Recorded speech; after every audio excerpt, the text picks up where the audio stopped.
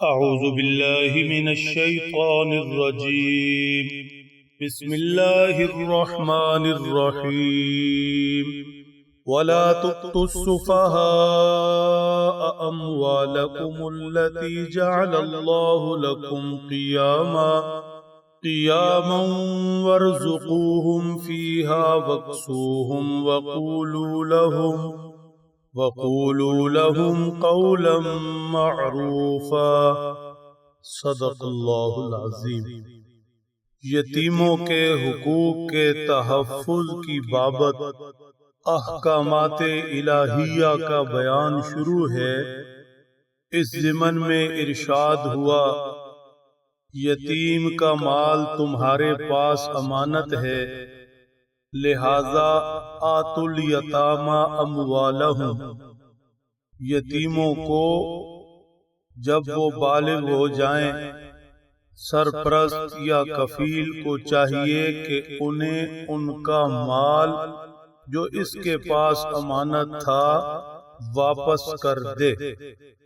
اسی حوالے سے یتیم بچی کے حق کی خاص طور پر حفاظت کا اہتمام فرمایا گیا. اس کی حق تلفی کی ایک صورت تھی، اس سے روکا گیا. چنانچہ فرمایا گیا کہ اگر یتیم بچی کفالت میں ہے، نکاح ممکن ہے، تو محض مال ہتھیانے کے لیے اس سے نکاح نہ کیا جائے. آج جو آیت شریفہ تلاوت ہوئی اس میں یتیم کے حقوق کے تحفظ کی خاطر ہی ایک اور امکانی مسئلہ کو واضح کیا جا رہا ہے. ارشاد فرمایا وَلَا تُؤْتُوا السُّفَهَاءَ أَمْوَالَكُمُ الَّتِي جَعَلَ اللَّهُ لَكُمْ قِيَامًا وَارْزُقُوهُمْ وَاكْسُوهُمْ وَقُولُوا لَهُمْ قَوْلًا مَعْرُوفًا.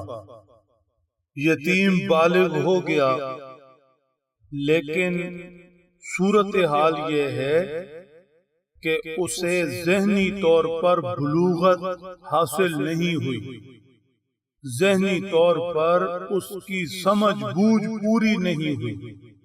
وہ ایسا نہیں ہے کہ مال اس کے ہاتھ میں آئے تو اس کی حفاظت کر سکے، بلکہ مال اس کے ہاتھوں سے نکل جائے گا، برباد ہو جائے گا، سمجھ نہ ہونے کی وجہ سے اپنا نقصان کر بیٹھے گا.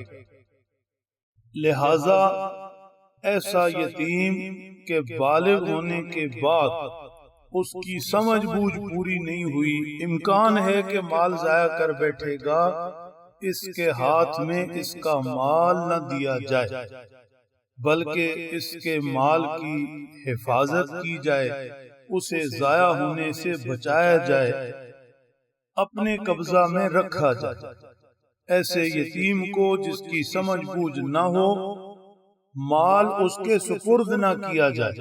وَلَا تُؤْتُوا السُّفَهَاءَ أَمْوَالَكُمُ الَّتِي جَعَلَ اللَّهُ لَكُمْ قِيَامًا، جس مال پر اللہ نے تمہیں کفیل بنایا، تمہیں یتیم کے لیے سہارا بنایا، وہ مال اس کے سپرد نہ کرو تا وقت کہ وہ سمجھدار نہ ہو جائے. البتہ چونکہ مال اس کا ہے لہذا وَارْزُقُوهُمْ فِيهَا، اس مال میں سے اسے کھلاتے رہو، اس کی ضروریات زندگی پوری کرتے رہو. وَاكْسُوهُمْ فِيهَا، اس مال میں سے اسے پہناتے رہو، جو اس کا کھانا پینا پہننا اوڑھنا اس کی ضرورتیں ہیں اس کے مال میں سے پوری کرتے رہو، لیکن وہ مال اس کے سپرد نہ کرو.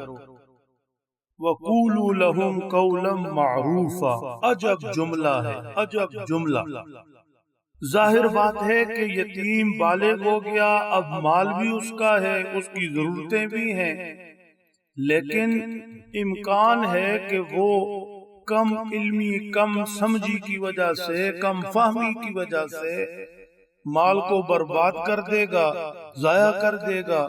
اب مال اس کے حوالے بھی نہیں کرنا، لیکن اس کے مطالبہ پر اس سے جھگڑنا بھی نہیں، سخت بات بھی نہیں کرنی، اس کا دل بھی نہیں توڑنا.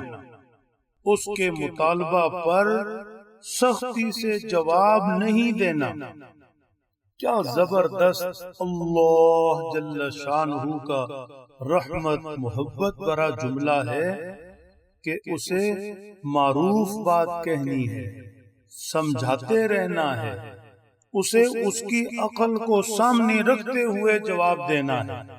جیسے سمجھایا جائے کہ بچے یہ مال تمہارا ہی ہے، ہم تمہارے اپنے ہیں، ہم تمہارے خیر خواہ ہیں، یہ مال تمہیں ہی دیا جائے گا، تم بتاؤ تو صحیح تمہاری ضرورت کیا ہے، ہم تمہاری ضرورت پوری کرتے ہیں، ہم تمہارے مال کے امین ہیں، ہم تمہارے ہمدرد ہیں، ہمیں تم اپنا سمجھو، یہ ہماری اپنائیت ہے۔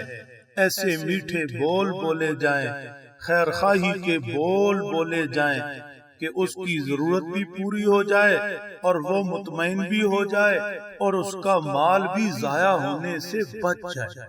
بتائیے ایسی ہمدردی کہاں ہوگی؟ ایسی ہمدردی صرف اور صرف اللہ جل شانہ کے ہاں ہے، اللہ سے بڑا کوئی ہمدرد نہیں۔ لہذا یتیم کو اس کا مال تب دیا جائے کہ جب وہ اس مال کو سنبھالنے کا اہل ہو۔ صرف یہ نہیں کہ بالغ ہوا، عمر پوری ہوئی تو مال دے دیں، نہیں، وہ مال کو سنبھالنے والا ہو، اس کی حفاظت کرنے والا ہو، کم فہم نہ ہو، ذہنی طور پر بھی بالغ ہو، تاکہ اس کا حق بھی پورا ہو جائے، مال بھی اسے واپس مل جائے اور مال ضائع ہونے سے بھی بچ جائے۔ اللہ سمجھ دیں، عمل کی توفیق بخشے۔